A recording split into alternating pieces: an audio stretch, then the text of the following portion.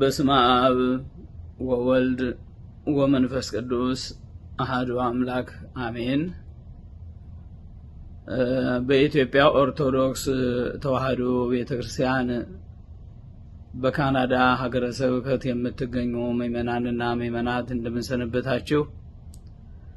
ይህችን ዕለት የፈቀደልን አምላካችን ስሙ የተመሰገነ ይሁን። ይህን ቃል ላስተላልፍ የፈለኩት በዚሁ በምስራቅ ካናዳ ሀገረ ስብከት ደብረ ይድራስ ቅዱስ ጊዮርጊስ በጋልፍ ከተማ ይገኛል። እግዚአብሔር ፈቅዶልን ክብረ በዓል ሲሆን እየሄድን እናገለግል ነበረ። ከተመሰረተ 17 ዓመት ነው ብለውኛል። እንዳጋጣሚ አሁን መጀመሪያ የነበሩባትም ጠባብ ቤተክርስቲያን ነበረች። ከዛውም በሱ ደግሞ አሁን ውጡ ተብለው በምእመናን ሊበተኑ እንደሆነ ስሰማ ውስጤ ነው ያዘነው። ቅዱስ ኤፍሬም እንደተናገረው አማን መነኑ ሰማይ ጣይማ ወካወ ደሞሙ በእንተ እግዚአብሔር ወታገሱ ሞተ መሪረ።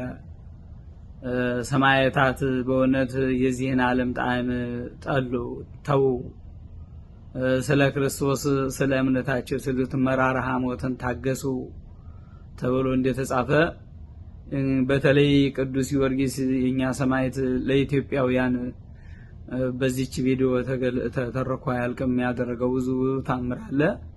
ሁለተኛ ደግሞ በክርስቶስ ክርስቲያን እስከ ተባልን ድረስ የጎልፉም ቤተክርስቲያን ስለሚመለከተን እንደው ከእምነቱ ውጭ ያላችሁ በዚሁ ሀገር በስልጣን ላይ የምትገኙ በየመስሪያ ቤቱ ሁሉ እንደው ስለ ቅዱስ ጊዮርጊስ አምላክ ስለ ክርስቶስ ብላችሁ ይሄን ነገር እንደማንም ተረባርበን ቤተክርስቲያን የሚያገኙበትን ምእመናን ከመበተን ወደ አንድነት የሚመጡበትን መንገድ እንድናዘጋጅ በሰማዕቱ በቅዱስ ጊዮርጊስ ስም እየተማጸንኩ ይሄ ነገር ፍጻሜው ደርሶ አዲስ ቤተክርስቲያን አግኝተው በአንድ ላይ እግዚአብሔር አምላካችንን የምናመሰግንበት የቅዱስ ጊዮርጊስ የሰማዕቱን ውለታ የምንገልጽበት ጊዜ እንደመጣልን እየጸለይኩ ንግግሬን ከዚህ ያበቃለሁ።